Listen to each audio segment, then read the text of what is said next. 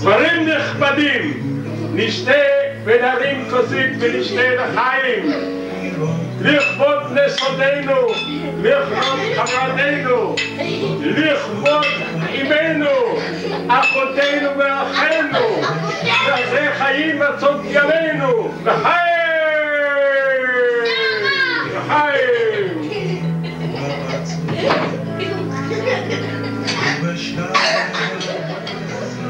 רבותיי, אנחנו נרים את הכוס בפעם החמישית, כך מפה. לחיי שבת טובה, לחיי שבת טובה, לחיי מחר כיף בבריכה, לחיי השניצלים היבשים שאנחנו בולים עכשיו, ולחיי זה מה שאתם לא עושים עכשיו. היי!